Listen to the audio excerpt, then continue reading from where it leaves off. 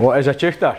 Well, somebody from the north, a Highlander, northerner, somebody from the country. You don't quite belong in the city. It's very obvious that you speak differently. You come across as maybe a wee bit slower or backward, or yeah, I'm a Teuchter, pretty much that, and I'm proud of being coming from the north, without a doubt. Aye.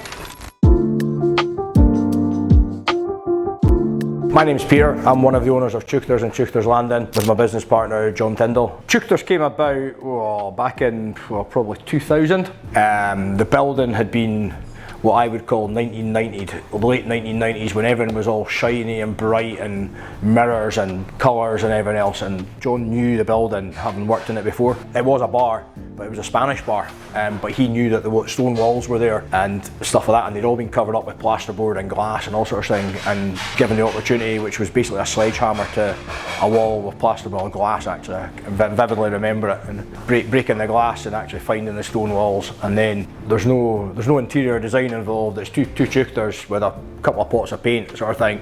It's not all singing, dancing, twee, tartan and bagpipes and kilts and stuff like that, and God forbid.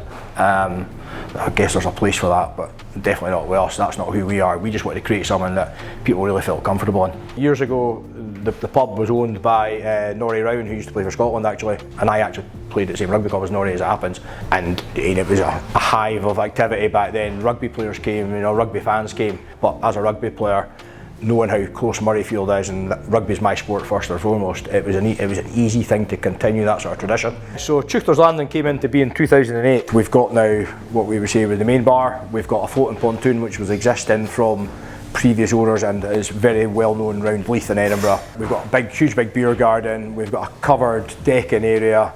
We've got a secondary building which we call the Bothy, and in the last couple of years we've just refurbished a bridge as well. The original philosophy behind the whisky, I guess, is that we didn't want everything to be commercial, first and foremost. We were very aware as Teuchters that the north of Scotland had a large number of distilleries which maybe weren't as prominently in fashion, or whatever the right phraseology is around that, but they were smaller ones. They weren't owned by big corporate international companies and stuff like that, and getting their bottles on the bar was kind of tantamount to what we wanted to do. On the back of that, then, you were saying about the beers as well. We've got 20, I think we've got 23 taps in each pub at the moment. So we decided, yeah, we'll just run with the Scottish brewers.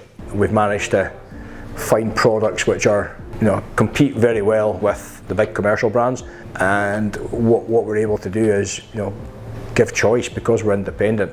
And then the Edinburgh Black, I think, is a revelation from beer. I mean, really like what they came up with. The name, even the name, is really simple. The branding's simple, but the beer is really good. And I like the fact that it's not trying to compete with something else.